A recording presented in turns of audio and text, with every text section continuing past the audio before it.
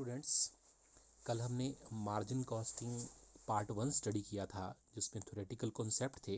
अब हम आगे इसमें चलेंगे। मार्जिनल कॉस्टिंग से रिलेटेड कुछ कॉन्सेप्ट्स हैं जो हमारी न्यूमेरिकल प्रॉब्लम सॉल्व करने में हेल्प करेंगे, तो इनको आपने अच्छी तरह से अंडरस्टैंड करना है। सबसे पहले हमारे पास मार्जिनल कॉस्ट इक्वेशन आती है।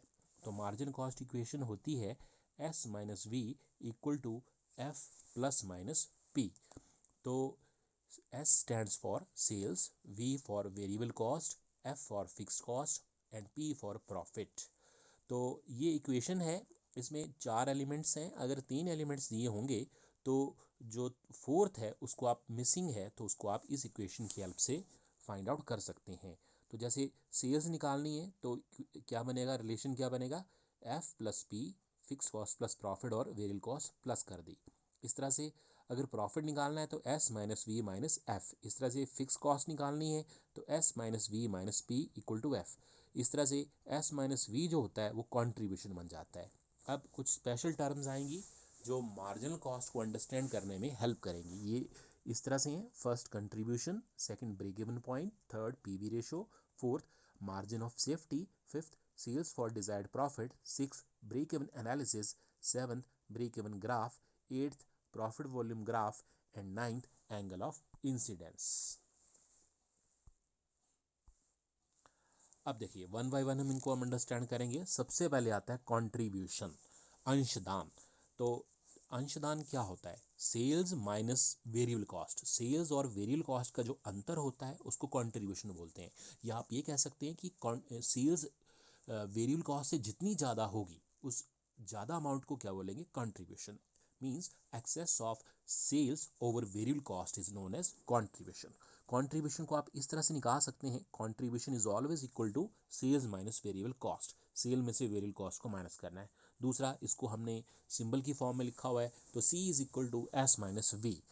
इस तरह से कंट्रीब्यूशन को ना आप रुपीज़ पर यूनिट में भी निकाल सकते हैं, या फुल या पर यूनिट। ये जो 1 और 2 है ये फुल वैल्यू है और 3 जो है ये फॉर्मूला पर यूनिट का हो गया। तो पर यूनिट निकालना तो सब कुछ पर यूनिट लेना है, sale price per unit minus variable cost per unit. Fourth, contribution equal to F plus P. हाँ, फिक्स कॉस्ट और प्लस प्रॉफिट को प्लस करके भी कंट्रीब्यूशन आ सकता है। Fifth, contribution equal to sales into PV ratio. तो ये कुछ शॉर्टकट्स फार्मूला है नंबर फिफ्थ। तो इस तरह से कंट्रीब्यूशन आप निकाल सकते हैं। तो कंट्रीब्यूशन मैनेजमेंट के लिए इंपॉर्टेंट होता है। कंट्रीब्यूशन जितना ज़्यादा होगा उतनी ही ज़्यादा बिजनेस की प्रॉफिटेबिलिटी बन जाती है, क्योंकि कंट्रीब्यूशन ज़्यादा है तो ये फिक्स कॉस्ट के लिए कंट्रीब्यूट करेगा। फिक्स कॉस्ट वहाँ से पीरियोडिक कॉस्ट राइट ऑफ की जाएगी और राइट ऑफ होने के बाद जो बचेगा प्रॉफिट होगा। तो मैनेजमेंट की ये ट्राई रहती है कि कंट्रीब्यूशन को मैक्सिमाइज किया जाए। Number 2, PV ratio, profit volume ratio. तो पीवी रेशो जो है ये कंट्रीब्यूशन और सेल का रिलेशनशिप एक्सप्रेस करता है कि कंट्रीब्यूशन सेल का कितना परसेंट है। तो इसको निकालने के लिए हम क्या करते हैं, number 1, PV ratio is always equal to contribution over sale into 100। Contribution को सेल से डिवाइड करना है और 100 से multiply. Number 2, PV ratio is equal to change in profit divide by change in sales into 100। कई बार पीरियोडिक डाटा दिया होता है तो उसमें चेंज निकाली जाती है सेकंड पीरियड और फर्स्ट पीरियड की। तो प्रॉफिट होगा तो देखेंगे चेंज कितना हुआ है, सेल होगी दोनों पीरियड की उसकी चेंज निकालेंगे इनटू 100। इस तरह से पीवी रेशियो का एक और शॉर्टकट है कि 1 में से अगर वेरिएबल कॉस्ट का रेशो दिया हो तो वो माइनस कर दें तो वो पीवी रेशो आ जाता है। तो जिस तरह से कंट्रीब्यूशन की इंपॉर्टेंस होती है वैसे ही मैनेजमेंट के लिए पीवी रेशो भी इंपॉर्टेंट कैरी करता है और मैनेजरियल डिसीजन मेकिंग में हेल्प करता है। अगर कोई प्रोडक्ट है, हमने उनका कंपैरिजन करना है तो जिस प्रोडक्ट की पीवी रेशो ज़्यादा होगा तो वो ज़्यादा प्रॉफिटेबिलिटी फैच करेगा और जिसका कम होगा उसकी प्रॉफिटेबिलिटी कम आएगी। तो मैनेजमेंट हमेशा पीवी रेशो को मैक्सिमाइज करने का अटेम्प्ट करती है और इसको मैक्सिमाइज करने के लिए सेल प्राइस को इंक्रीज करना पड़ता है या वेरिएबल कॉस्ट पे कंट्रोल करना पड़ता है। उसको रिड्यूस करके पीवी रेशो को मैक्सिमाइज किया जा सकता है। Next one is third, variable cost. की वेरिएबल कॉस्ट कैसे कैलकुलेट करनी होती है, very simple. Variable cost equal to sales into 1 minus PV ratio. ये रिलेशन आपने ध्यान रखना है।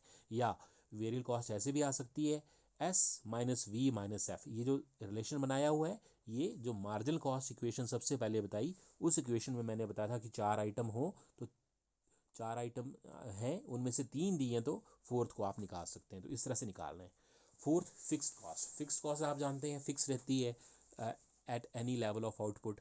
और इसको निकालने के लिए हम क्या करेंगे, पहले वो इक्वेशन की हेल्प से F equal to S minus V minus F, या इसको ऐसे भी निकाल सकते हैं कि जो ब्रेक इवन पॉइंट आएगा, अभी बाद में बताएंगे ब्रेक इवन पॉइंट क्या होता है, उसको पी वी रेशो से मल्टीप्लाई करना है, या fix cost equal to sale into P V ratio minus fix cost, इससे निकाल सकते हैं। फिफ्थ, अब फिफ्थ आता है जी सी वी पी एनालिसिस, सबसे इंपॉर्टेंट पार्ट मार्जिनल कॉस्टिंग में सी वी पी एनालिसिस। तो सी वी पी एनालिसिस जो है ये तीन आइटम्स, कॉस्ट, वॉल्यूम और प्रॉफिट, यानी तीन आइटम, एक प्रोडक्ट की कॉस्ट, फिर जो प्रोडक्ट है उसका वॉल्यूम कितना है और उसका प्रॉफिट कितना है, इन तीनों के बीच में रिलेशनशिप को एक्सप्रेस करता है। तो ये एक ऐसी टेक्निक है जो प्रोडक्शन की अलग अलग एक्टिविटी पर ये बताती है कि कॉस्ट कितनी आएगी, प्रॉफिट कितनी आएगी और सेल कितनी आएगी। मतलब अलग अलग एक्टिविटी के लेवल है, परफॉर्मेंस के, प्लांट के परफॉर्मेंस के अलग अलग लेवल हैं, उन अलग अलग लेवल पर कॉस्ट कितना आएगा, प्रॉफिट कितना आएगा और सेल कितना आएगा, तो उसको बताने वाले टेक्निक को सीबीपी एनालिसिस कहते हैं। तो सीबीपी एनालिसिस जो है ये मैनेजमेंट के लिए प्रॉफिट प्लान करने के लिए इंपॉर्टेंट है। इससे मैनेजमेंट को ये पता चलता है कि डिफरेंट लेवल ऑफ एक्टिविटी पर कितना प्रॉफिट आएगा, या एक सेल को अचीव करने के लिए कितना प्रॉफिट अर्न करने की ज़रूरत होगी। तो ये जो सीबीपी एनालिसिस है इसको ब्रेक इवन एनालिसिस भी कहते हैं। तो ब्रेक इवन एनालिसिस मतलब जो है ये एक स्टडी है जिसमें हम अलग अलग एक्टिविटी, प्रोडक्शन की अलग अलग एक्टिविटी लेवल पर कॉस्ट, वॉल्यूम और प्रॉफिट का रिलेशनशिप जो है उसको अंडरस्टैंड करते हैं। तो ये है सीबीपी एनालिसिस। अब हमारे पास नेक्स्ट आता है इसमें ब्रेक इवन पॉइंट। देखिए ब्रेक इवन पॉइंट जो है ये एक ऐसा लेवल होता है आउटपुट का या सेल्स का या बिजनेस की कोई भी एक्टिविटी है उसका एक ऐसा लेवल जिस पर बिजनेस को ना प्रॉफिट होगा ना लॉस होगा। Means at this point there is neither profit no loss, कि बिजनेस को ना तो प्रॉफिट आएगा ना तो क्या आएगी, लॉस आएगी। तो नो प्रॉफिट नो लॉस की जो सिचुएशन होती है उसको हम क्या कहते हैं, ब्रेक इवन पॉइंट।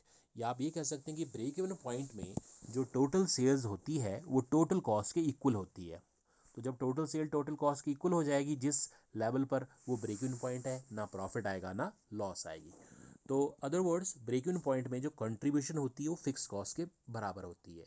और अगर actual sale break even point से ज़्यादा होगी तो हमेशा प्रॉफिट आएगा, और अगर actual sale break even point से कम होगी तो हमेशा क्या आएगी, लॉस आएगी।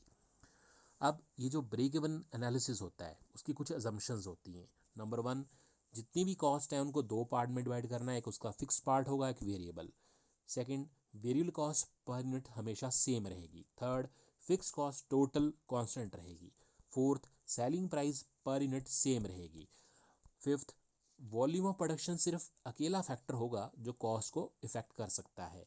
और प्रोडक्शन और सेल के बीच में एक प्रॉपर रिलेशनशिप देखने को मिलती है। तो ये जम्पशन है ब्रेक इवन एनालिसिस की। अब ये ब्रेक इवन पॉइंट है किस तरह से कैलकुलेट किया जाता है। तो ब्रेक इवन पॉइंट कैलकुलेट करने की हमारे पास दो तरीके होते हैं। फर्स्ट होता है एल्जेब्रिक फॉर्मूला मेथड और दूसरा होता है ग्राफिक विधि। तो सबसे पहले एल्जेब्रिक तरीके से निकालेंगे। Number one, break even point in units, और दूसरा होगा break in point in value. तो कुछ भी पूछा जा सकता है, हमें दोनों में पता होना चाहिए कि ब्रेक इन पॉइंट अगर यूनिट्स में निकालना है, कितनी यूनिट्स में बिजनेस ब्रेक इवन में आ जाता है, ना तो उसको प्रॉफिट होगा ना लॉस। मतलब ऐसा कौन सी कितनी सेल करनी पड़ेगी यूनिट्स की कि बिजनेस को ना प्रॉफिट होगा ना लॉस होगा। तो उस ब्रेक इन पॉइंट को हम ब्रेक इन पॉइंट यूनिट्स में एक्सप्रेस करेंगे। ब्रेक इन पॉइंट यूनिट्स में निकालने के लिए हम क्या करेंगे, फिक्स कॉस्ट जो होगी उसको कंट्रीब्यूशन पर यूनिट से डिवाइड करेंगे। Means fix cost divide by sales per unit minus variable cost per unit. अब ब्रेक इन पॉइंट मनी वैल्यू में निकालना है, तो जब ब्रेक इन पॉइंट मनी वैल्यू में निकालेंगे तो break in point value equal to F divide by P V ratio. Fix cost को पी वी रेशो से डिवाइड करेंगे तो ब्रेक इन पॉइंट मनी वैल्यू में आता है। या ब्रेक इन पॉइंट मनी वैल्यू में निकालना है तो क्या करना है, जो ब्रेक इन पॉइंट यूनिट्स में आया होगा उसको सेलिंग प्राइस पर यूनिट से मल्टीप्लाई कर देना है। थर्ड, कई बार ये पूछा गया होता है ब्रेक इन पॉइंट की परसेंटेज निकालो। तो ब्रेक इन पॉइंट की परसेंटेज निकालने के लिए हम क्या करेंगे, जो ब्रेक इवन पॉइंट होगा उसको टोटल सेल से डिवाइड कर देंगे और 100 से मल्टीप्लाई कर देंगे। तो इस तरह से ये ब्रेक इन पॉइंट जो होगा ये कैलकुलेट हो जाएगा। तो ये थे कुछ बेसिक फार्मूले जो अभी हमने इस वीडियो में अंडरस्टैंड किए हैं, और आगे जो फर्दर वीडियो और आएगा उससे आगे वाले जो कंसेप्ट्स हैं वो उसमें अंडरस्टैंड किए जाएंगे। Thank you.